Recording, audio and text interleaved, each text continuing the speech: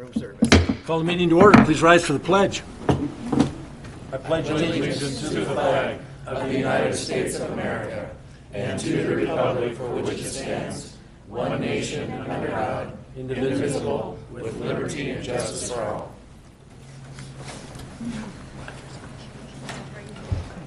No sitting on the bench. Thank you and welcome to the August 15th, 2017 Post Falls City Council meeting. We started the evening with the economic development presentation from Sam Wolkenhauer. I probably mispronounced it, from Idaho Department of Labor. He did a great job presenting some very interesting information. Shannon, please note that some of the council members are present. City Council President Wilhelm thought she may be absent. Did not make it the previous meeting, and we have not heard from Councilor Malloy, so he's currently missing in action, but hopefully on his way. All other members are present. Tonight we do have a few announcements and a presentation. And I had the opportunity to speak with local business people today at the Chambers Connect for Lunch barbecue. While we're always excited to welcome a new business that is bringing new jobs to Post Falls, I welcome celebrating the businesses that are already here and part of our community. One of those businesses is Seawright's Ace Hardware. They held a grand reopening for their expansion last Friday.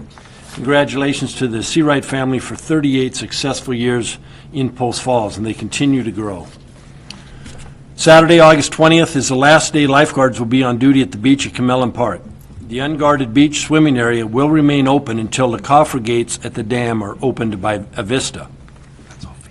Next Wednesday, August 23rd, the city is hosting an open house at City Hall in the Rotunda from 11:30 a.m. to 2 o'clock p.m. and from 4:30 p.m. to 6:30 p.m. to receive public comments regarding the final recommendations of the update to the city's Transportation Master Plan. This is the third and final open house for the Transportation Master Plan, and public is invited to attend the open house where they can speak directly with the project consultants and staff regarding the city's transportation systems. The Post Falls City Hall and city business offices will be closed Monday, September 4th, in observance of Labor Day. And I just wanted to touch base on the Transportation Master Plan. As I said, we're hosting an open house, and the city provided that information on Facebook. And I think, as Kit Hofer, our information officer, said, it went viral.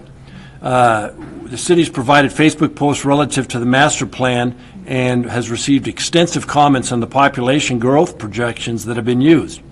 Those growth projections of the city of Post Falls were reaching a population of about 91,000 in the year 2035 are based upon the city continuing to grow at its historical growth rate. This growth rate and population projection is being used by the city with development of its transportation, water, wastewater, and other long-range master plans to aid the city as it expands and grows towards the future. Other Facebook comments were received relative to the capacity of Highway 41 to handle the projected growth. The Idaho Transportation Department is currently in the planning and design phase for widening and adding lanes to Highway 41. That project is projected to begin construction in 2019.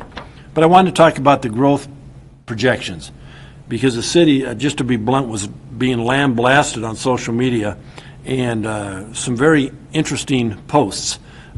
One of which said we should all go back to California, which is interesting, especially in light of the fact that myself and I think several others up here are probably third and fourth generation Idahoans, but that's beside the point. The source is Kootenai Metropolitan Planning Organization. It is based on the historical growth rates. Post Falls is one of the few communities that has land available for future growth, and water and sewer services can be attained. I just want to mention that because if you read the comments that were posted would appear as though the city of Post Falls' goal is to reach that 91,000. That's not the case. That's what is being projected based on historical growth. If, in fact, growth comes and we do not have infrastructure capacity to provide to those people, growth will not take place. So Understand it is a projection based on historical data. It is not our plan, it is not our intention, and I'll speak for myself, it is not my goal to see Post Falls hit 91,000 people. That is a projection. So for all those who have posted, understand that's not what we're trying to design everything, all of our infrastructure master plans to meet. We have to make sure we've got capacity available, but if capacity is not available, growth will not take place. So I just wanted to clear that up because some of the comments were extremely interesting. So I'm trying to be polite and saying interesting. Some of them were just not nice. In any event, with that, we do have a presentation tonight, and it's from our police department, Heroin and the effect it's had on the community. Chief Hogue. Mr. Mayor, well, Scott's coming up. I know that there's several folks here wanting to testify tonight on the Guy Road hearing for a vacation. I wanted to let those folks know because as interesting as Scott is, they may or may not want to stick around. We're going to have to hold off on that hearing. There was an error in the advertisement for that. The map that we were submitted didn't include the entire area to be vacated, so our notices were defective. We discovered that late this afternoon. So legally we cannot. So we can't move forward with it tonight. So I wanted to announce that earlier rather than later, so folks that are here for that item, if they don't want to sit around and listen to Scott's riveting presentation. Do we have an idea when that might come back for the folks that are So here? we'll have to re-notify it. We're going to have to go back through the notification process, so it's going to be at least 2 weeks. 2 weeks? Yeah, so we're probably, and we haven't kicked that part around, but it's at least 2 weeks. We apologize. It was not intentional. It was a mistake on the posting. So legally, we cannot go forward with that. But it will be at least 2 weeks, and I would ask staff to reach out to the folks involved or just make sure that the estimated time frame or estimated date is known. And we have addresses here. We can reach out to these folks that signed up individually and let them know when that is. So if you signed up, we will reach out to you and let you know exactly when it's going to be. With that, thank you, Warren. Chief. Mayor and Council, good evening, and thank you very much for the opportunity to present to you tonight on a topic that we think is extremely important, and we want to make sure that you, as well as the television viewers, the community, is aware of what's going on in the community as it relates to opiates and the problems that our officers are seeing. Rather than hear me present here this issue, Cody Robertson, one of our canine officers who deals with this issue day in and day out in our community, is going to give the bulk of the presentation. But I just wanted to sort of start this off. You already know that nationwide we're having a problem with opioid overdoses, and it's basically been described as an epidemic. This is not just something that's happening in Post Falls. This is something that's happening across the country, but we thought it would be important to bring it to your attention. I was out exercising recently, and as I ran by a local school, I came across this laying on the ground.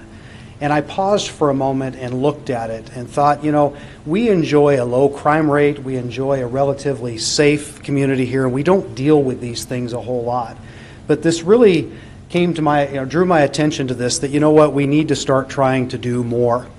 And after seeing this picture and looking at the types of calls that our officers are responding to on a, if not daily, a weekly basis related to opioid overdose, we thought it was important to get out and start educating the community and start to have this discussion.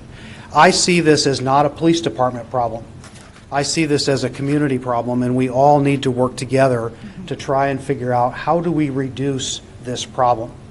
I can tell you that many times parents come into my office with tears in their eyes because their children are addicted to opioids, are addicted to heroin, and they want to know what can be done to try to fix this problem. And we as a community need to start working on addressing that problem. We're seeing young people like Catherine Ann Mason at 19 years old, just recently graduates from high school, uses heroin, and is dead the next day. And to listen to her mom saying, you know, I wish I would have had this education piece. I wish I would have known more of what to look for, really drives us to want to do a better job. And so that's why we're here tonight, is to educate, get some feedback from you, and talk a little bit about some of the things that we're doing. As I get started here, I also want to introduce Kelsey McCall from Panhandle Health. And Panhandle Health is here to answer any questions that may come up. And they're also a partner with us in addressing this problem, and we want to be more of a partner with Panhandle Health on this. This is another picture of some heroin that was recovered after a traffic stop here in Post Falls. So again, this is not just a Post Falls problem. This is a problem that we're seeing nationwide, but something that we need to address. So with that, I'm going to turn the time over to Officer Robertson. And Officer Robertson, again, is a canine officer, is working night shift and dealing with a lot of this stuff. And by the way, this presentation he's going to give you is one that he put together to give to our patrol officers to try to inform them about this problem, and recently just gave it to the chamber, and it was well received. So with that, Cody? Thank you. So does this click through? Yeah. That's the button there. If you want to start the video, use this here. Alrighty. Guys will have to forgive me. I'm contained and I kind of like to move around and talk, so I'm going to try to just, if I'm not close to it, let me know. So, like he said, this was something put together for base air patrol officers. All our officers are dealing with it. We just kind of want to hone our skills and be able to, stuff we can recognize and deal with and impact the community more with when we come across this stuff. Because after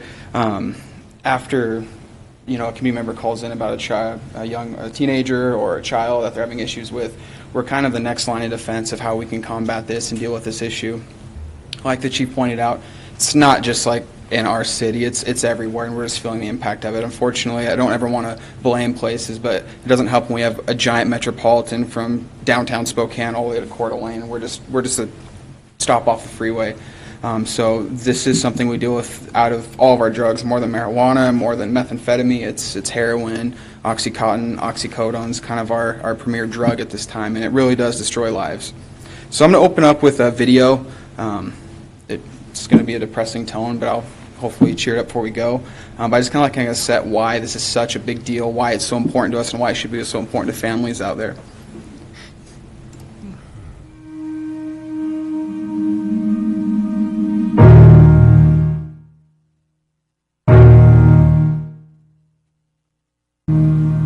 It is a crisis. It is epidemic. The opioid crisis in this country is continuing to expand exponentially, and we're seeing more and more of these infants.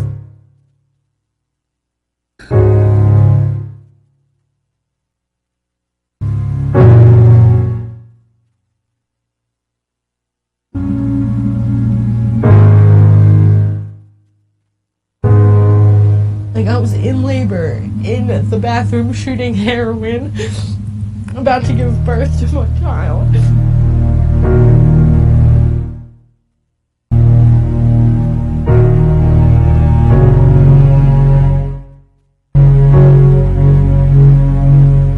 fact that the baby is born addicted to drugs should be a big red flashing light that says, you know, danger.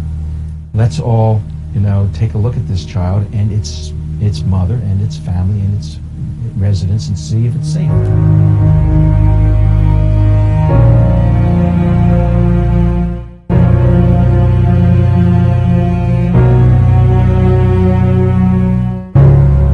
So clouded when you're using, and when you're an addict, you think everything you're doing is okay, you're not doing anything wrong.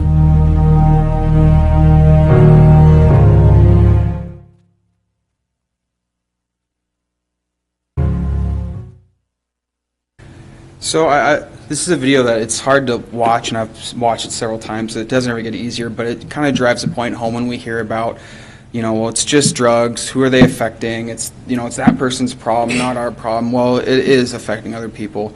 We have cases of babies here being born addicted to drugs, stillborns because of that. We have the research of what methamphetamine addicted childs have done since meth was a rather large drug in the 80s and 90s. We don't know this next generation of kids coming out, what's going to happen when they hit adolescence and become adults.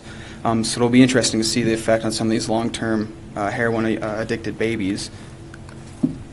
So the alarming facts.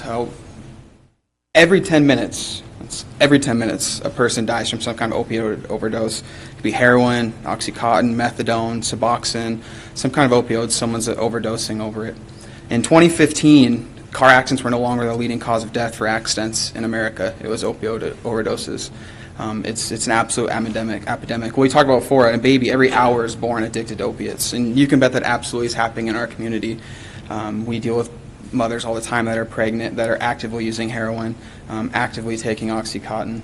Opiate-dependent newborns will immediately be subjected to withdrawals. So the second that opium's out of their system, they're going to be sick. Everything an adult feels, from uncontrollable diarrhea, uncontrollable vomiting, shaking, chills, hot, all at the same time.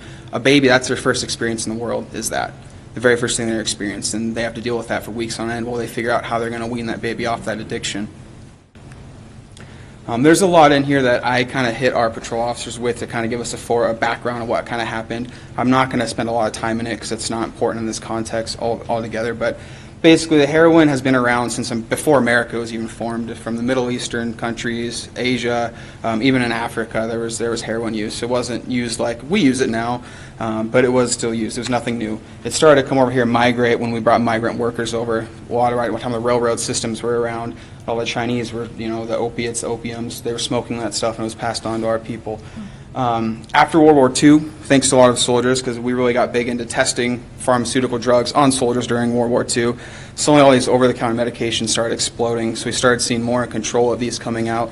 More drugs that were being basically created by the government to hopefully help. That's obviously, I'd like to give the pure intent that they were going to help originally. DEA takes shape in 1971 and starts to kind of control all these narcotics coming and going. As we enter basically the 2000s, pain management and prescription is a multi-billion-dollar business. It's a huge business. So much money going in and out. Purdue Pharmaceutical, I don't want to pick on them. They are basically the ones that skyrocketed when this happened and cornered the market, especially for pain management. I'm sure some of you remember, I don't remember it, I'm just saying, about 10, 15 years ago. There was actually commercials and ads talking about the benefits. Basically, there's upsides, there's no downsides. A lot of stuff you see now on these where you see a commercial for some kind of medication, suddenly for 20 minutes it talks about, well, it may kill you. That wasn't very controlled back then. So you have these places much like cigarettes that are advertising to people, hey, it's not that harmful, it's a fix-all, this drug's going to take away your pain, you're not going to worry about addiction. Well, pharmacies started to buy into this, and now suddenly pharmacies are over-prescribing these pills. So you got people that, hey, for simple pain management came in, and suddenly they're getting 80 milligrams of OxyContin, and they're being told to take it multiple times a day. So we shouldn't be shocked when people are suddenly addicted. If you go online right now, you can find multiple lawsuits Purdue's involved with right now through states basically saying from wrongful deaths to how much it's costing these hospitals and the burden it's become. So it actually, and to this day, right now, is a huge issue. And then we kind of see, like I said, heroin was nothing new, but as these prescription pills became harder and harder to get a hold of, that's when we saw the heroin derivative start taking over because people knew that morphine's morphine. No matter how I get it, it's morphine. Heroin's cheap. So opium, this picture is in Afghanistan. That's where you've probably seen a lot of famous pictures of them out there in the poppy fields harvesting. Most of our heroin, morphine, opiates are coming actually from Mexico. None of that's grown here, so it's not like we can bust a place for growing poppies. It's not something that's here in the States. These big fields, what we see are either from Colombia to Mexico to us or just straight from Mexico. A lot of our officers, we try to tell them that every time they take heroin off the street, it's literally an international crime they're dealing with because no one's just growing it in their backyard. Morphine has a base collected from the opium poppy, is transported to some kind of clandestine lab somewhere. It's usually a fancy little hut. It's not clean, it's not regulated, it's people working with no shoes on, no gloves on, that are out there cutting the stuff with all sorts of weird agents. So back east, you're going to see a lot more of the white heroin. It's more of a pure form. What we see up here is all tar, it's black, it's very dark. That's because in the Mexican process of creating it, the way those cartels are pushing it, it's produced very, very fast. They cut it with all sorts of weird stuff. Nothing's pure, it's not a pure heroin, so really these people don't understand what's going in their arm. This is a good little, is there a laser on this? Yes. So this is basically what we're seeing for us. This is our kind of our trade route coming into the United States. So right here, just kind of list, because heroin's not the base issue always. It's also going to be these other painkillers. It doesn't matter. A heroin user is not going to be like, well, I don't want OxyContin or I don't want oxycodone. It doesn't matter. If they get their hands on opium, they're going to be able to use it. Synthetic opiates, which are methadol, Demerol, and Suboxone, these are something we also have a big issue with. It's pretty difficult to come across oxycodone. We had a bust last week that they had 12 pills on them, which is a lot. That's a lot of pills of oxycodone. I mean, that's like $1,000 a pill someone has on them. That person's obviously a dealer. They went to jail for trafficking. It was well hidden in his car because they know they're going to get robbed over it. If someone knew they had that many oxycodone, that's a scary thing for that person. Methadone is a synthetic because we created it. It's basically a fake heroin. That was kind of came along the same time of, well, we have this issue. People are addicted to these Oxycontins. Well, we're going to fix it. We can make it better. Somebody's prescribed another painkiller that's supposed to wean people off this addiction. The issue is people now get a lifelong addiction to methadone and Suboxone. It's not uncommon for us to come across Suboxone in cars where heroin users have hoarded it, and when they can't get heroin, they'll use that. So fighting addiction with addiction. Methadone and Suboxone are highly addictive. They're just addictive as heroin. And they're supposed to be safer and all that, but they still dilute them, they still heat them up, they still shoot them in their arm. We had an overdose 7 or 8 months ago on Demerol. The guy, we went into his house and he had just empty Demerol all over the place. It's the same thing. He was addicted to opiates. In essence, this is kind of how I've looked at it. Suboxone offered to lessen the burden of society due to opiate addicts. Unfortunately, some of these people are spending $400 a day up trying to feed a habit. That's daily. I can't think of the last shoplifter I've been to that wasn't someone that was addicted to heroin. Every time we hear shoplifter at Walmart, we automatically know there's going to be drugs involved with this 100% of the time right now. I can't think in recent time where we haven't come across someone that's addicted to heroin, and we can usually tell right away. A Suboxone is not, they're not supposed to have it scheduled. So some people actually through a clinic can be subscribed Suboxone, but they're not supposed to have it unless they have one. But they'll hoard it and they'll sell it amongst each other, or they'll crush it up in little tablets and use it. Again, this is kind of for officers because it's easy to overlook this. Suboxone isn't really in a pill form anymore. You're going to find it commonly. It looks almost like sample packs you'd get from a pharmacy of like a burn cream or something. It's just like that, and they're tabs. It can go through your skin, so we tell people, especially in the public, if you find stuff, don't pick it up. If you find needles, call us. We'll gladly come pick up needles, which we commonly will pick up needles from people and get rid of them. Same with this stuff. Don't touch it. This is a kind of good example. This is a pretty extreme example of someone with a lifetime addiction. So meiosis, basically that's the constriction of the pupils. Someone that's addicted or on opiates, unless they're a heavy user, you're going to see the constriction of their pupils. The nod, basically the relaxation of their eyelids. You're going to see someone it's almost like they're on a downer or a depressant. It's going to start causing them the relaxation of those muscles up there.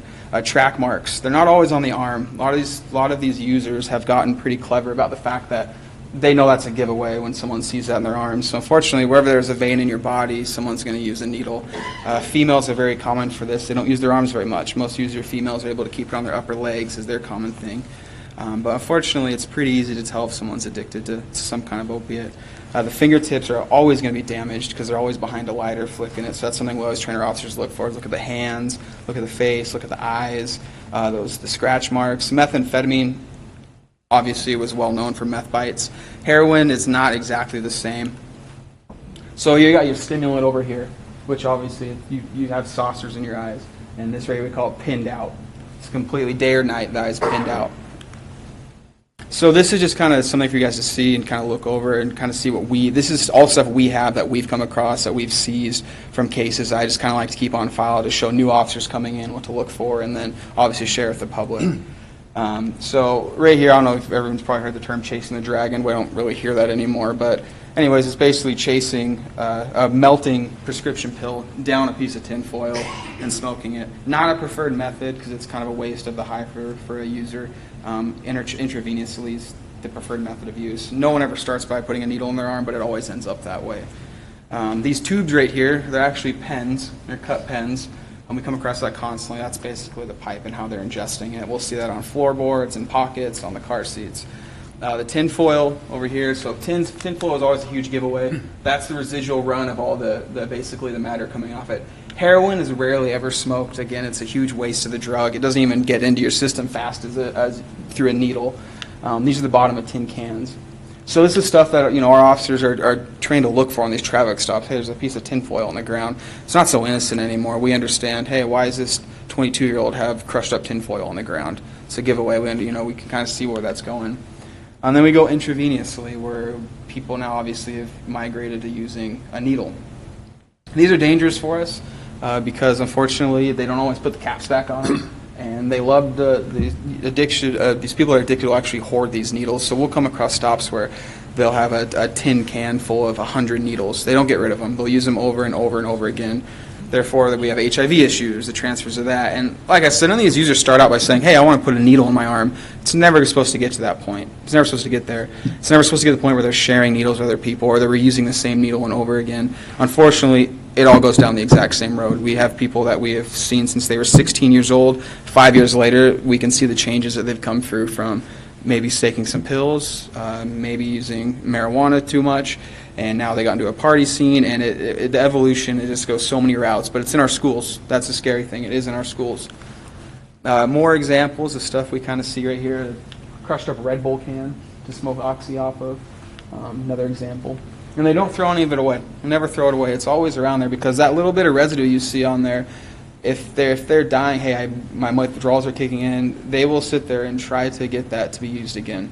No problem. They will sit there, they'll light it, they'll heat it, they'll try. So none of the stuff gets thrown away. Paraphernalia continued. It's another example. For our patrol officers, we've kind of know Crown Royal bags are always a dead giveaway. There's probably drug paraphernalia inside the bag. So it's just something our guys, make sure you pay attention to that. This is gross, but this is a fake urine kit. A lot of our probationers we come across now actually have these on them, and that's how they try to pass their fake urinalysis. So when we get these, the evidence technician hates it when I book it into evidence, but with that being said, it's important for probationers to understand what their people are doing. This is off a traffic stop we had a little while ago as well. That right there is that's about 1.5 grams of heroin, so that's like $150 if they didn't cut it up anymore. The big concern though is also in this car we're coming across guns, masks, rope, bandanas. So these people aren't up to any good. There's no good combo with this. No matter how they try to explain it, there's no reasonable solution besides you're up to no good when you have this stuff. A lot of that is robberies between each other. There's a lot of stuff that goes unreported, or drug dealers don't talk to the police and tell them, hey, someone stole my drugs. So it's a violent system. This was just actually, this is what I was talking about, this was last week. This was a hidden compartment in a vehicle. That once it was in gear, we couldn't get behind, but once we kicked the car in reverse, this was a cutout section, and inside he had Oxycontin or oxycodone, as well as bindled up crushed oxycodone. That's about $1,000 worth of pills right there. So, and this right here, we don't really like to dig into this, but we don't even know what that powder could be cut with on top of that. We assume it's Oxycontin or oxycodone, but our next concern is there may be fentanyl in it. So all these unknown powders now are just getting scarier and scarier and scarier, trying to figure out what exactly we're going to come across. Again, that's about a point of heroin, so that's about $40 right there. This is just basically, I found this, I follow this, it's a drug forum for basically users to talk to each other. And the common theme is that these people don't want to be addicts. And that's what we try to parade to our officers, is that it's hard to, sometimes we have to deal with this over and over again. We have to, hey, this person, we've arrested this person several times, or they stole this, or their kids are being neglected. The problem is they're still normal people. I have a family member that's been battling with an opiate addiction for 12 years, and it kind of opened my eyes to this, and I know he's a good person. I've lost friends to this that I went to high school with. So it affects normal people. There's no like specific demographic link, say, hey, this person's going to be a heroin addict. We just don't know. But some of the stuff is here, right? You know, these are actual posts. You know, there's no glory, no romance in any of it. It's all bad all the time. I was only 4 hours away from making it 24 hours. That's being clean. But I am scared to do so. For the feeling that I'm doing best for my family and myself, all these conclude that they want to be good parents, they want to love their family, but the addiction takes over all of it. So again, there's still people, although the law obligates us to deal with this. I can't let someone go because they have heroin on them. I can't. No one wants to be a junkie. They don't want that. They don't want that connotation. They want to hide that. They're not proud of the fact. They're all ashamed of it. We deal with obviously real hard criminals that it's just part of their lifestyle. But I'd say 99% of the people I deal with, I always ask, do you want out of this? They do. They all want out of it. They want help. So I tell people, our officers, don't overlook that needle in a car. It might be your shift might be close to over, but you might be saving someone's life taking that needle from them. So it's kind of like what our action plan is now, how we act. In the past couple of years, the chief's done a good job now of really, once we've identified, hey, this is becoming a constant thing we're dealing with, of kind of putting this stuff together as far as these presentations, our programs. So big thing is educating officers. There's a few of us that spend a lot of time doing narcotics. And so the first thing is to make sure our patrol officers are on the cutting edge. They understand what they're looking for. public education, parents, families, medical professionals, so they can understand these signs as well. We have pharmacies that'll call us now, hey, this guy's trying to pass a fake prescription, and they'll hold people there for us to get there because we know what they're trying to do. Street level information.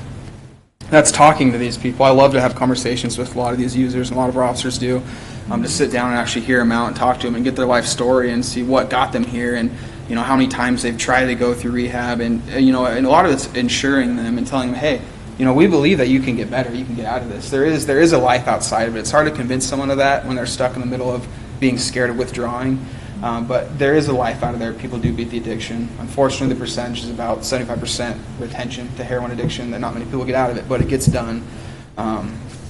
So the chief's going to touch on some of this stuff because this is kind of behind the scenes, but when we touch on the Narcan, for sure, that's...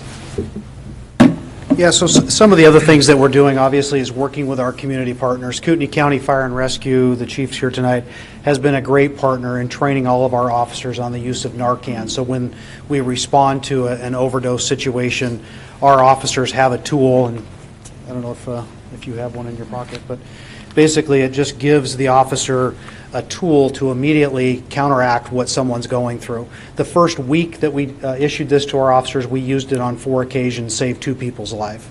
Unfortunately, there was a couple that didn't make it, but to have this tool, there are 2 people alive today that wouldn't have been had the officers not had this Narcan. And it's amazing how it works. You can have someone that is dead, as people describe it, they administer the Narcan and they immediately come back to life. It's just an amazing, amazing tool. So we're glad to have that available for our staff. Panhandle Health with Kelsey here is another avenue that we're taking. I talked about Narcan. The other thing is the drug turn-in program. We've had that since 2010, and that drug turn-in program has been very successful. I tell people all the time, our biggest drug dealers are our parents.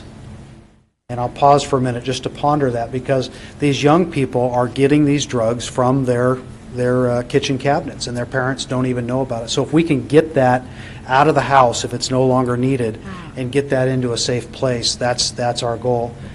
450 tons have been collected nationwide. 17.6 tons have been collected in those states that are listed there. And if you look at Post Falls, we've taken, since the inception of our program, a little over 8 tons of medication in through our medication turn-in program and safely disposed of those. So we feel that's an important program. Obviously want to continue to do that and continue that, that education piece. So with that, any questions for any of us that you may have? Questions of Chief, Officer Robertson, or Kelsey? I think it's great information. I applaud the work you're doing. I thank you for what you are doing. The collaborative effort between Panhandle Health, Kootenai County Fire and Rescue, our PD, is huge. I think it continues to pay dividends, and not just in this case, but in many different areas as well. But I appreciate, again, what you do, and I know it's not easy, so you have my thanks and thanks of the council for all you and your staff do for us. Thank you very much. I appreciate that. Good. Thank you very much. Thank you. Can we turn the temperature up? Am I the only one that's freezing up No, here? it's freezing in here. Really cool. Okay. A lot of people have hair to stay warm, but yeah, I don't. Thank you. Oh, there's, okay. Are there any amendments to the agenda?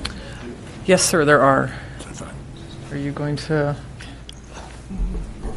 So the 2 items that we needed to move would be the Guy Road vacation file, VAC 1702 from the public hearings, and then as well down in the ordinances.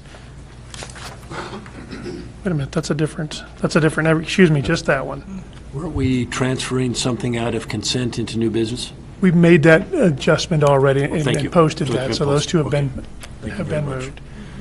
moved. Do we need a motion to approve the amended agenda? Sure. I'll move that we approve the agenda as amended. Second. Second, further discussion? Please take the roll. Lynn? Aye. I'm sorry, Borders? Henderson? Aye. Wolf? Aye. Thorson? Aye. Motion passes. Thank you very much. Are there any declarations of conflict tonight? Seeing none, would you please present the consent calendar? Item A is minutes from the August 1st, 2017 City Council meeting. Item B is payables July 25th through August 7th, 2017. Item C is the Master Development Agreement for Greensferry Grove, First Edition, Subdivision File Number S-17-05. Item D is Master Development Agreement for Dobson Acres, Subdivision File Number S-17-04. Item E is Foxtail Final Planned Unit Development File Number PF-17-01. Item F is Construction Improvement Agreement for T2O Subdivision. Item G is Crown Pointe 5th Edition Subdivision Plat Application. Item H is June Cash and Investment Report. Item I is 7th Avenue Capacity and Safety Project Supplemental Number 3 to the Professional Services Agreement with David Evans and Associates. Item J is Construction Improvement Agreement for Whiskey Flats, First Edition Subdivision. Item K is Contract with Verdis for the Dog Park Conceptual Plan. And I guess I need a motion for approval before I ask questions. Or let's do it that way. Do we have any questions first? No. No. Okay, well, I got, and I think I mentioned it, Shannon, my name was spelled wrong, and I think it was item E. Okay, with that, I'd entertain a motion. Move for approval of consent calendar as presented. Second. Motion second. Further discussion.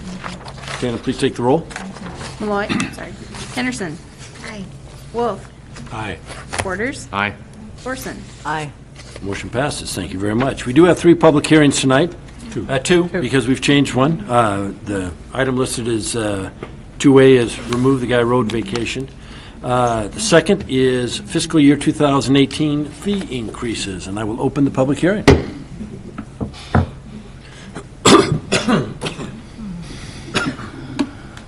Okay. Good evening, Mayor and Council. This is the second of the fee hearings. Let me get this started here. Okay. This is just a recap of, we have originally talked about whether it was at a budget workshop and also at the first public hearing. We wanted to go through, I had given it at one point in time a fee rate schedule, and there was the resolution in the packet, but I wanted to give just a recap of what we're looking at in fiscal year 2018 rates if the resolution is approved. The water rates will go up 3%, and that is based on a consultant's evaluation of future projects that the city has planned. So that's a 3%, and we're going to take that recommendation. Wastewater rates are also the same. The FCS group had done a fee analysis for future years, and for fiscal year 18, the wastewater rates will increase 7%. As we have done in the past, the wastewater rates have increased, but now the increases are becoming smaller as the years go on, but they're still occurring. The reclaimed water cap fee of 19% is also another study that we had originally done by FCS Group, and they turned over the calculation spreadsheet that we can maintain ourselves in-house. And so when we updated the spreadsheet and it generated the rates of the reclaimed cap fee will go up 19%. Also, the same holds true with the water cap fee. We're going to use the same methodology that was given to us by the FCS group for water cap fees, and there will be a 3% increase. I wanted to note back on the 19% increase, excuse me, that the reclaimed water cap fee is based on the methodology that was used when the city of Hayden was taken to task over how they charge for their cap fees, and so we're using the same methodology that's approved by the court. By the Supreme Court, correct? By the Supreme Court, yeah, that's correct. Going down to the impact fees, we are updating ours before we have, there hasn't been a complete study done yet, but we're using the engineering record from April to April for proposed increases on our impact fees, and that will be a 3.9%. Sanitation, we've talked about that, excuse me, sanitation, they're not going to have an increase. There's currently a fund balance that's pretty large of cash in the sanitation fund, so we're going to increase by the contract for waste management, or I'm sorry, not waste management, post-fall sanitation. Their contract is to, based on different indexes, they're going to receive a 4% increase still, but I'm going to use the fund balance, the cash balance in the fund to pay them, but on the ratepayers for the citizens, they won't see an increase from fiscal year 17 to fiscal year 18. And then if you look through the packet, there was some increase in recreation fees and along with some new recreation fees as well. And like I said in the beginning, I always like to go through the percentage is always nice, and we know calculation-wise what that's going to be, but I always like to show what it's going to be for the homeowner themselves. And so when I do a side-by-side comparison of 17 to fiscal year 18, based on the proposed increases that they have in the resolution that's on the council agenda for tonight, sanitation won't see an increase. Water connection fee will go up 32 cents.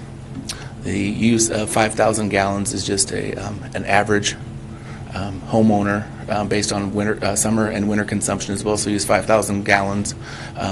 If you, with the increase for fiscal year 18, they'll see a 20-cent difference, and wastewater will be $3.25 from fiscal year 17 to 18. And so side by side, there'll be a $3.77 increase for the homeowner on their utility bill coming up for fiscal year 18, if approved. And that's the next step. Is tonight there's a resolution. Any questions of Jason? No. Okay. Anyone wishing to testify?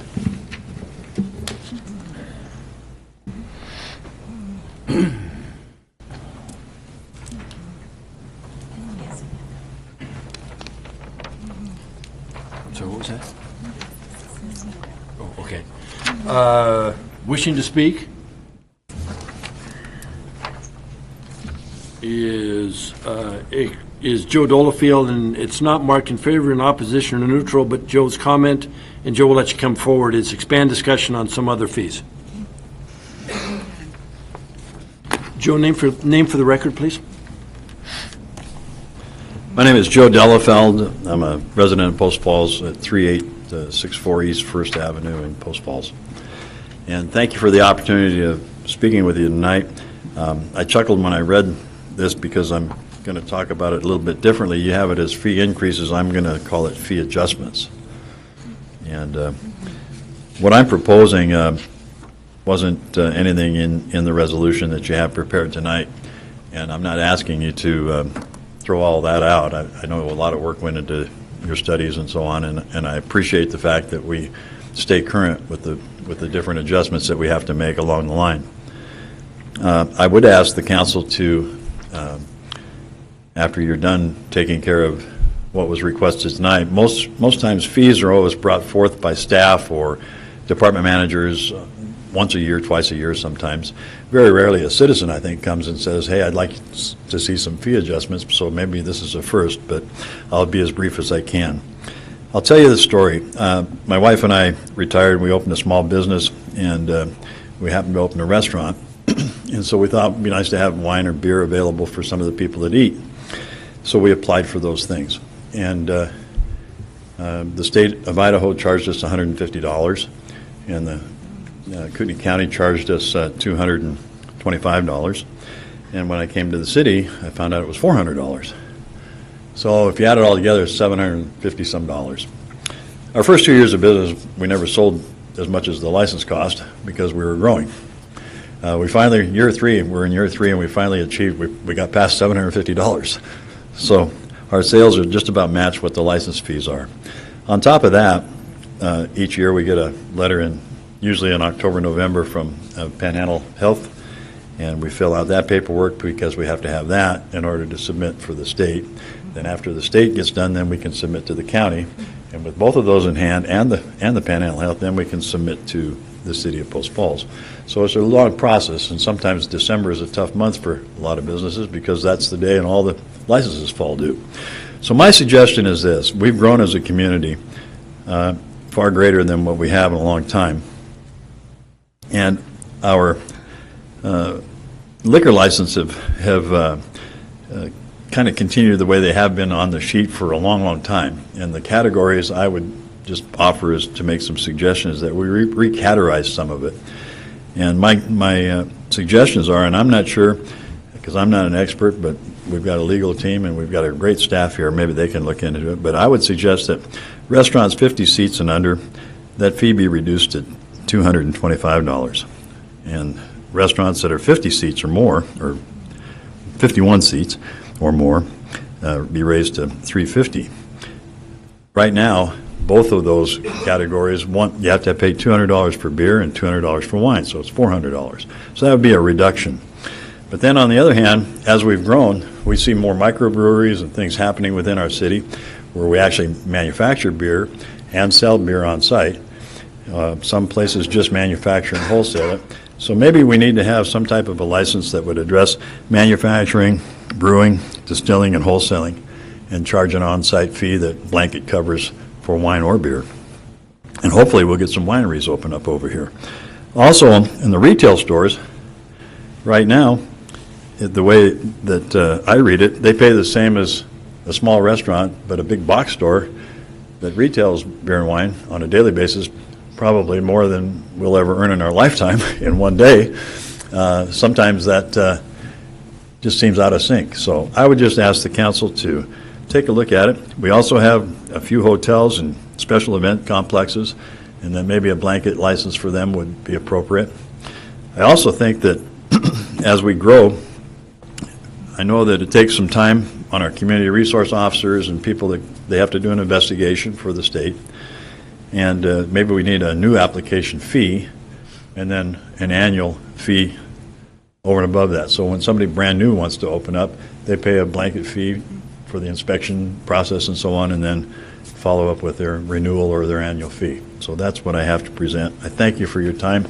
I hope I didn't hurt anybody's feelings by bringing all this up at a late date, but this is the first time I saw that we were doing a fee review, and I would ask that you take a look at the whole package. When I downloaded it in the agenda, there were 400 and some pages in the agenda, or in the packet, and that fee portion has quite a few pages in it as well. It's pretty detailed. And maybe a little ad hoc staff committee could look at some of the fees that we have, and there may be some adjustments to make, and I think adjustments is a better word than increases. Thank you so much. Thanks, Joe. Appreciate it. Shannon, was that it? That's it. Is there a rebut or comment? We'll be happy to look at the fees. And Okay. Let's close the public hearing. And Joe, I think you heard that. Staff will look at those fees. It won't be done before this, but it's something that we can look at, and we'll be in touch. Thanks for bringing that forward. Council, it's up to you for deliberation. Actually, we have an ordinance coming forth, correct? Resolution. Resolution. Are there any comments as it pertains to the fees tonight? Okay. So this goes in effect in October? Correct. So if we move it forward now and then there's a resolution, then it's done, where you say you're going to look at this, so Next year. is a whole nother year away. no, you don't have to wait a We whole could nother adjust. year. You can adjust it in between now and then. You can adopt a resolution tonight. You can hold it till the next meeting. Reductions don't require a public hearing. Any increases would require a public hearing, so we'd have to notice the public hearing and bring those forward. So you're looking at about 30 days for increases to do those with a public hearing notification, then resolution coming the second meeting. Okay, because I would really encourage, I don't know that we need to hold this if it's something that we can not have to wait until next year. No, we don't have to wait till next year. And we typically are going to have another, with Jason, some of the times we've had a December fee adjustment hearing, so we could even include it in with that. Great. Any other comments? I'm good. Okay, we'll take care of that in the later part of the meeting. Next item up, public hearing, fiscal year 2018 budget, and I will open that public hearing.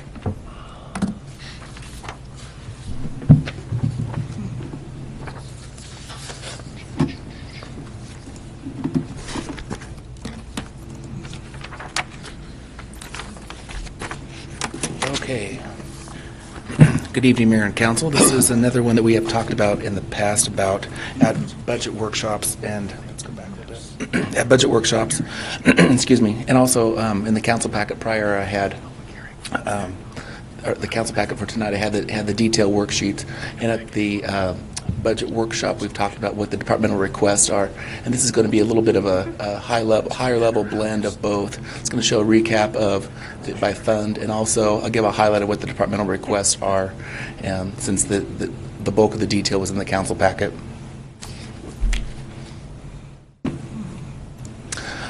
Side by side, I wanted to look at what was budgeted for fiscal year 17 and what we proposed for fiscal year 18. When I look at the general fund total, there's going to be a total coming up, but I wanted to go line by the departments that make up the general fund, whether it's the mayor and council, IT, general services, finance, and do a side-by-side comparison of just from budget from one year to the next. The lines are pretty steady on a lot of them. Police, it's right around 5.7 from one year to the next. Streets decreased a little bit from 17 to 18 fiscal years.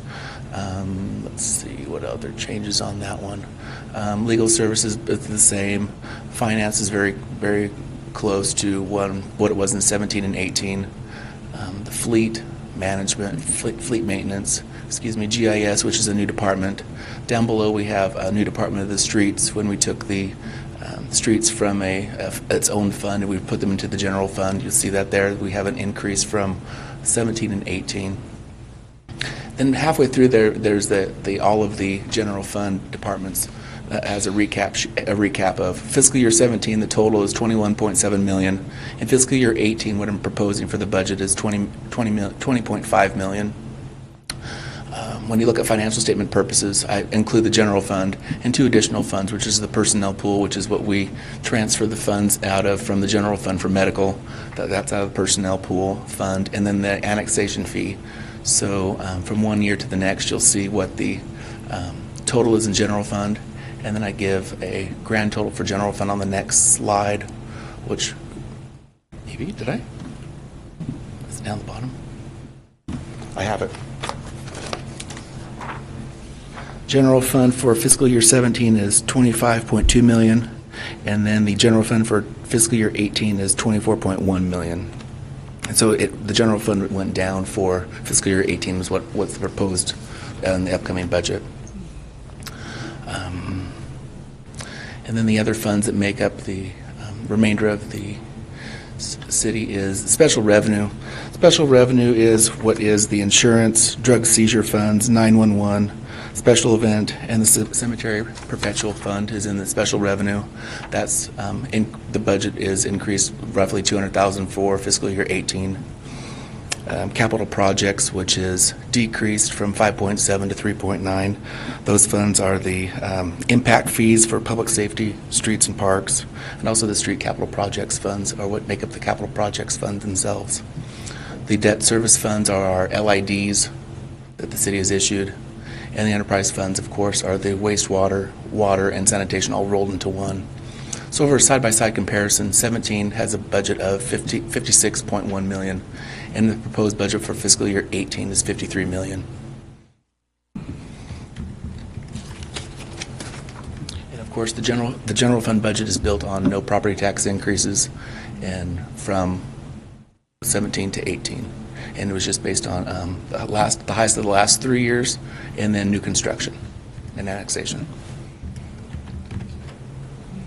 And then I wanted to go over to hit the highlights of what was proposed what was suggested by different departments that they needed, and what I have proposed to fund.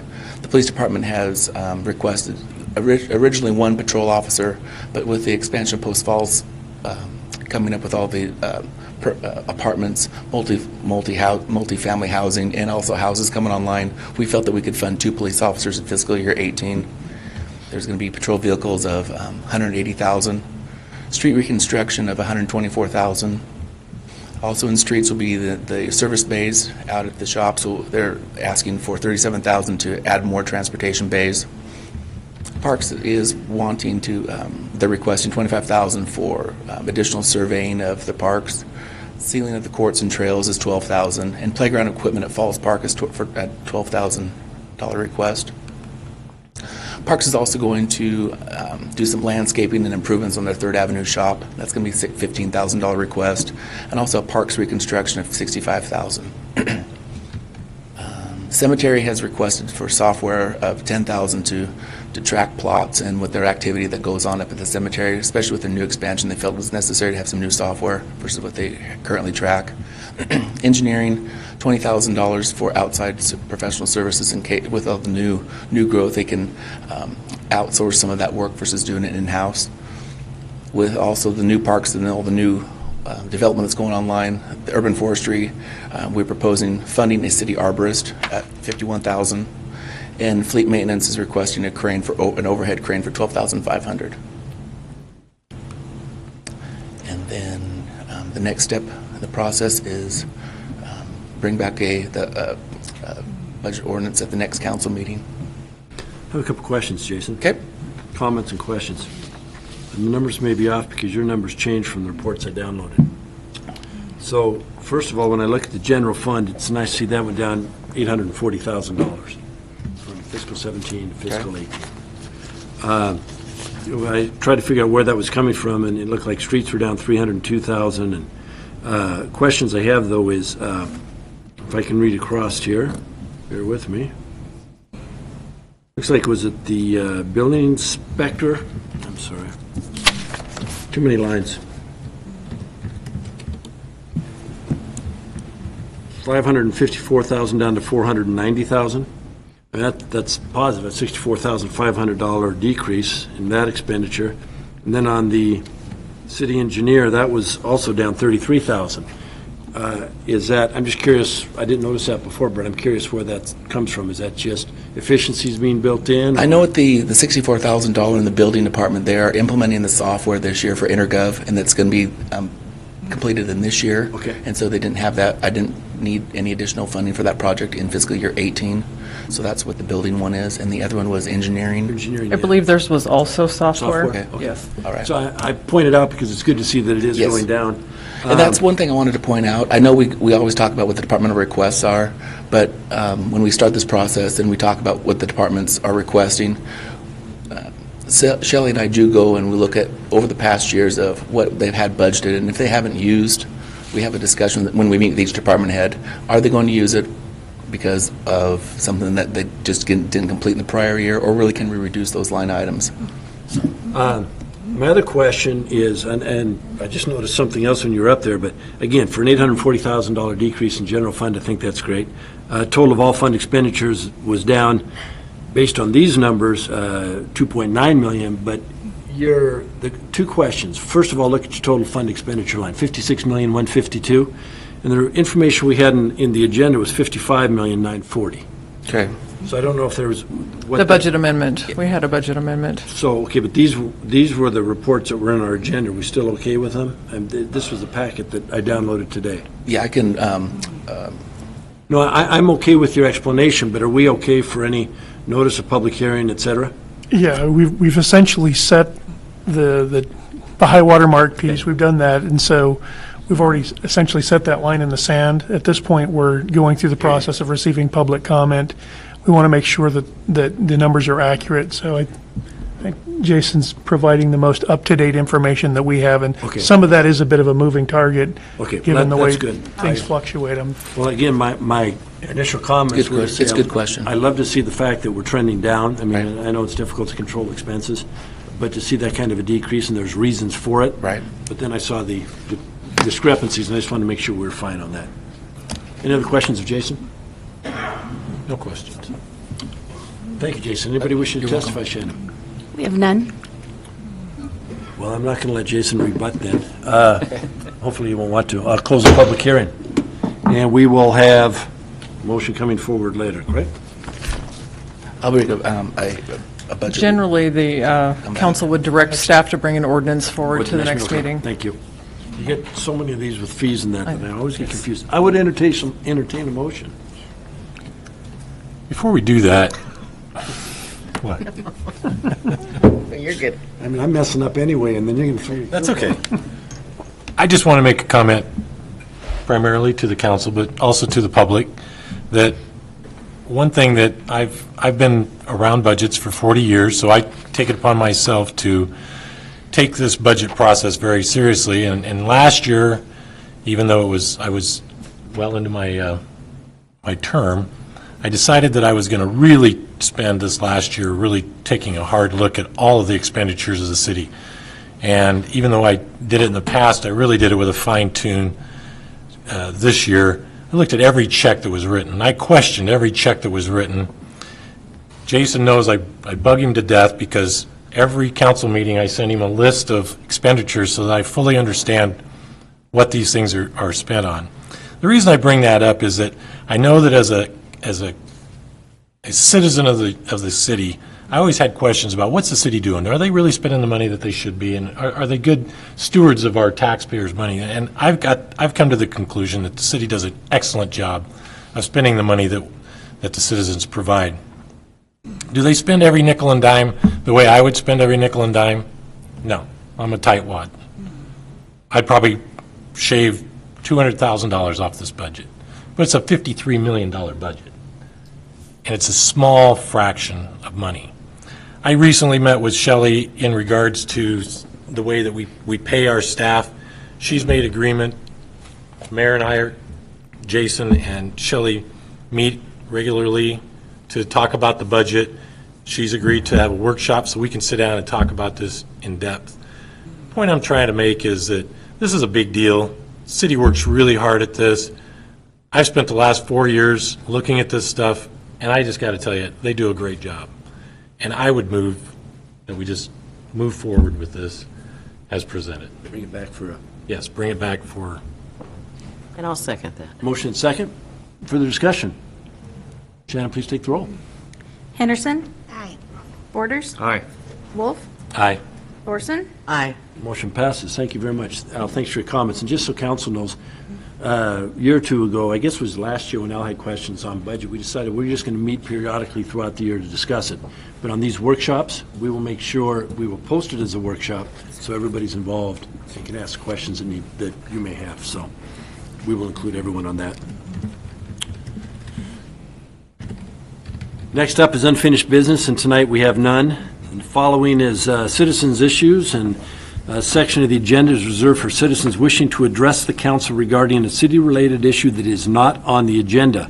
If anyone wishes to speak, we'll let you come forward and give your name. Chief. Mayor and Council, Warren Merritt, KCFR. I just wanted to make just a couple of comments, and I know you got a big agenda, so I want to thank Shelley and Councilmember Wolf for attending our August 5th ribbon cutting at Station 2. I also want to extend a thank you to the Post Falls Police Department for assisting us as well, directing traffic and being a partner. And I just want to spend a minute and talk about the Stage 2 burning ban that's going to come in effect tomorrow. These are times when we have tall grass and it's extremely dry. So we want people to not burn trash, to not have recreation fires, to smoke where it's allowed, and to be very conscientious. The height of the grass in many areas, even within the city limits, is very tall. And when you have vehicles and it abuts buildings, a fire can spread very, very quickly in this type of environment. We have high temperatures and low humidity. And I'm afraid we're going to be in this till probably the middle of October or until we get some substantial rainfall. So I just want to do a shout out, I guess, to the citizens here in Post Falls and to start taking steps to make sure that their homes are protected. I know that there's watering rules, but to keep down the brush where you can. I was driving through some industrial areas today, and all I can do is just see fields and fields full of tall grass, and so that's a concern for the fire district. So your help from the citizens would be very welcomed, and again, I want to thank the city for being a partner with us out at Station 2. Thanks. Thanks, Chief. I know you folks have had some fires lately, and we appreciate the response, quick response, and the method in which you take care of them. So thanks for your efforts. Thank you. Anyone else? Seeing none, next item up is new business, and the first is a potential new city center urban renewal district. Shelley, are you going to be I will presenting do that? the presentation. We've been in a couple of meetings where people have brought up the concept of the city center that's currently starting to close out in 2018 and expanding that district to also include the Idaho veneer site and starting up a new city center district. And so we wanted to bring forward to the council for discussion if there's any interest in us looking at bringing forward the district, and that would be as a city proponent, or allowing that district just to wait until we have developers that look at acquiring either the Idaho veneer site or the site down on the river that's the old mill site. And there's some advantages and disadvantages to both.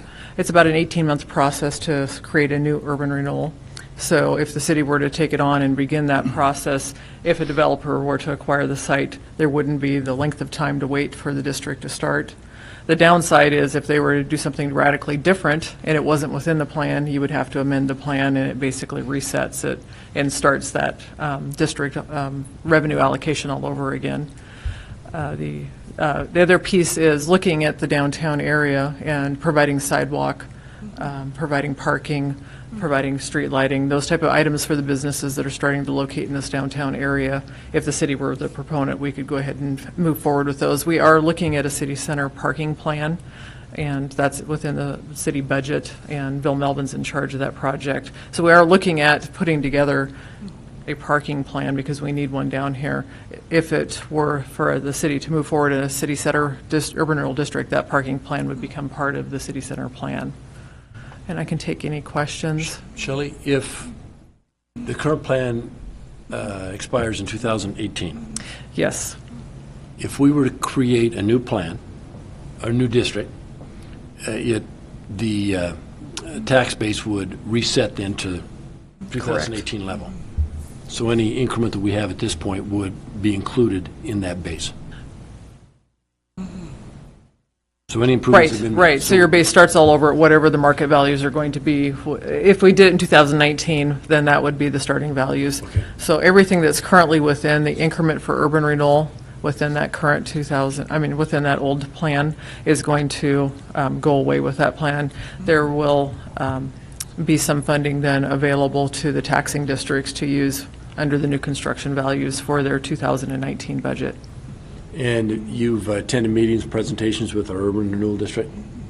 Urban Renewal has had this, our agency has had this discussion. I said I would take it to the city council. It went to staff first, city council now. Whatever the decision or discussion is here, I'll take that to the next urban renewal meeting, not the one coming up, but actually September, because I won't have time to notice for the one coming up because it's Thursday. Speaking of urban renewal, I know he was. Did Len leave? Yeah. Yeah, Len Crosby was here, and he's been a member of the Urban Renewal Agency for several years. We appreciate his time. Council, what's your thought? Carrie? I have a question on that parking. So we are city center parking. Without urban renewal, that is still something that we are prepared to do.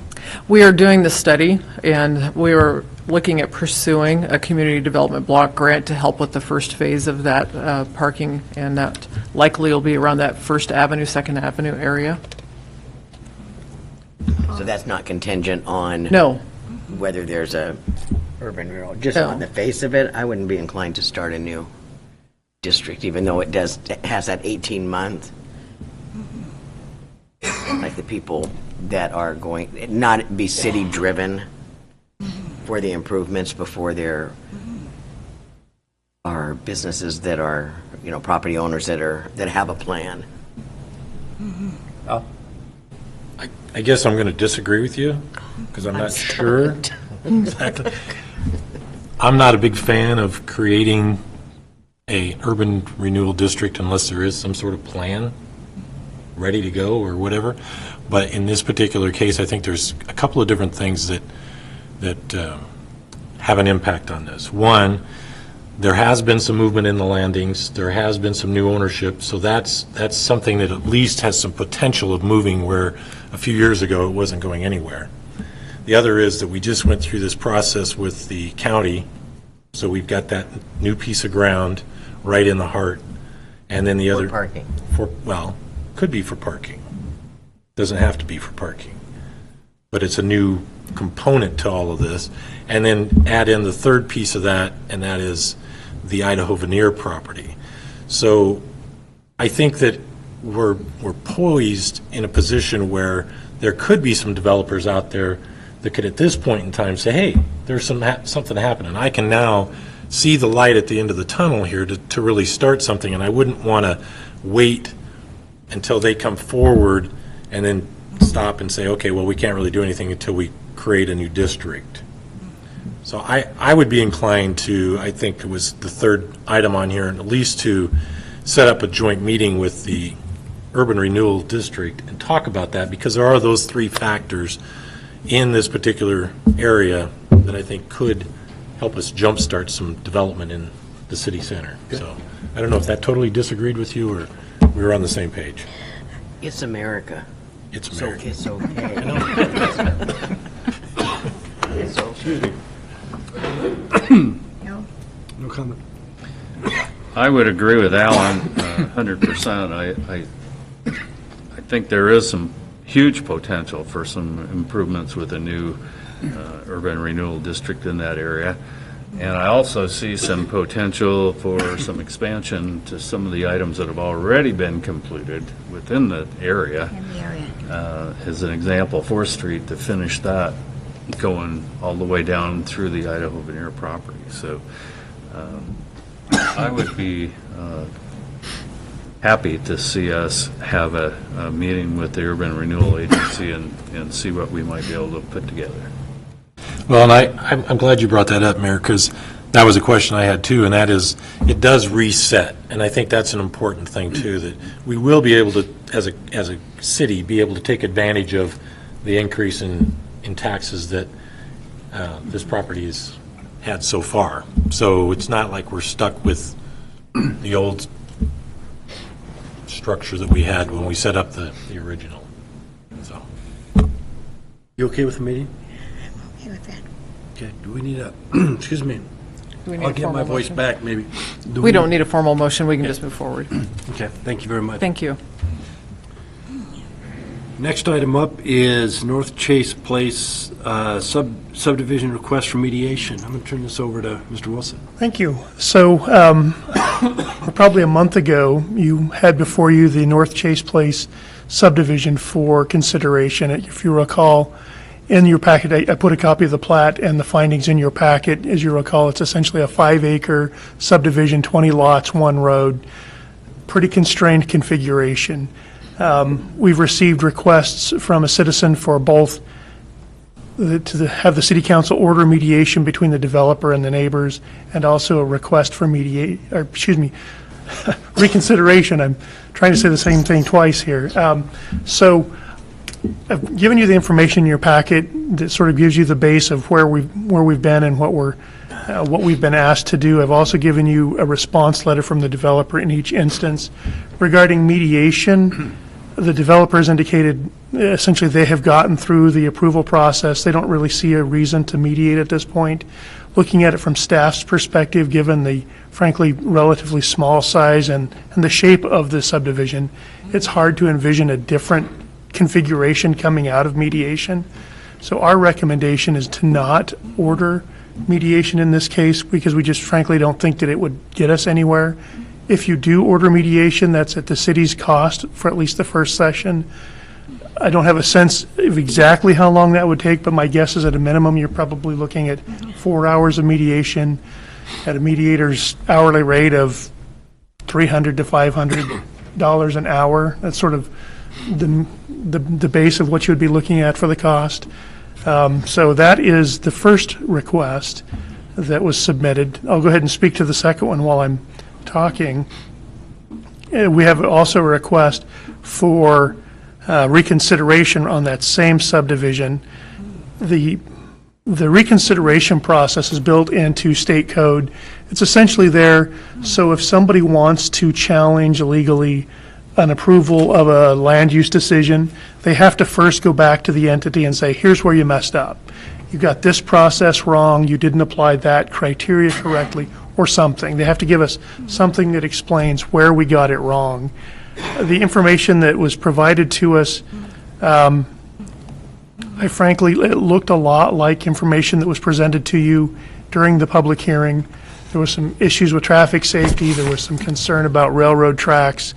Those are issues that you considered during the public hearing, so I don't know that those are really items where the city got it wrong, more than essentially representing and re-arguing the same set of information. There was one, I think, misunderstanding about the emergency turnaround. You have, at council meeting, you were presented the final plan, which shows the road returning back out to the major arterial. I don't think that the person requesting reconsideration understood that. That's in your packet. So again, our recommendation on this instance would also be to deny the request for reconsideration. I'm happy to answer any questions about either of those items. I would note that we did pull off the consent calendar, both the MDA and the construction improvement agreement for this subdivision, so we didn't have the cart before the horse. So we'll need to deal with those after we address both the mediation and the reconsideration. Are there any questions of Mr. Wilson on either of those requests? No, they were very clear. And would we I would entertain a motion to Yes. either approve or deny the request? I would move that we deny the request for reconsideration. There's no additional information brought forward by the individual, and I don't think it's going to change our decision. Al, may I ask, you said for reconsideration, the first one was mediation? Mediation or reconsideration. Yeah, I think you can handle them both with one motion. Thank you. So yours includes both? Yes. Great. Mediation. Would second. Then I'll second his, that includes. Motion second, further discussion? Shannon, please take the roll. Thorson? Aye. Wolf? Aye. Henderson? Aye. Borders? Aye. Motion passes. Thank you very much. So that would then bring us to the master development agreement. Is that correct? Yes. And we are going to, who's going to be talking on? So those would have normally been on your consent calendar, so I think we can answer questions if you have them. Otherwise, I think you would process them with a motion to approve. Entertain a motion. I'll make a motion to approve item D and E, the master development agreement for North Chase Place subdivision and the construction improvement agreement for North Chase Place. Second. Motion second. Discussion. Shannon, please take the roll. Borders? Aye. Wolf? Aye. Thorson? Aye. Henderson? Aye. Motion passes. Thank you very much. Now down to ordinances and resolutions. Carrie, you going to run with this one? Well, I could. First is resolution, fiscal year 2018 fees. So do I make a motion? I'll make a motion that we approve resolution FYI 2018 fees. And I think that's... We have a second? Second. Motion second. Further discussion. Shannon, please take the roll. Thorson? Aye. Borders? Aye. Wolf? Aye. Henderson? Aye. Motion passes. Next up, ordinance, JR Perk zone change. We got the cheat sheet going here. Okay, I'll make a motion. I move to place the ordinance, JR Perk zone change file number ZC-17-02, on its first and only reading by title only, while under suspension of the rules. Second. Motion second. Further discussion. Please take the roll. Borders? Aye. Henderson? Aye. Wolf? Aye. Thorson? Aye. Motion passes. Mr. Wilson. An ordinance of the City of Post Falls, a municipal corporation of the state of Idaho, providing for a change in zoning classification for the land described in Section 1 of this ordinance from limited commercial to community commercial services, providing for amendment of the official zoning map to reflect this change, providing that all prior zones applicable to the lands described in Section 1 are hereby superseded, and providing an effective date. So I move to approve the ordinance, file number ZC-17-02, and to direct the clerk to assign the appropriate number and that it is published by summary only. Second. Second. Motion seconds. Further discussion. Shannon, please take the roll. Thorson? Aye. Wolf? Aye. Henderson? Aye. Borders? Aye. Motion passes. Next up is the ordinance Staple Road vacation. I move to place the ordinance, Staple Road Vacation, file number VAC-17-01, on its first and only reading by title only while under suspension of the rules. Second. Motion second. Further discussion. Shannon, please take the roll. Thorson? Aye. Wolf? Aye. Henderson? Aye. Borders? Aye. Motion passes.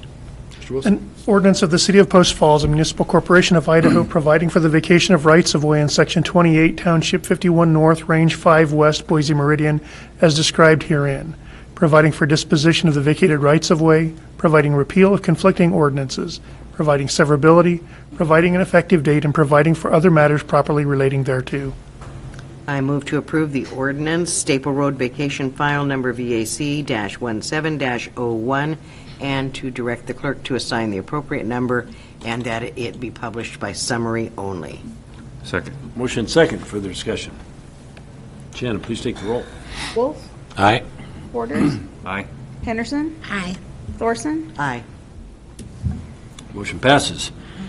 Thank you, Carrie. Administrative staff reports? We have none tonight, sir.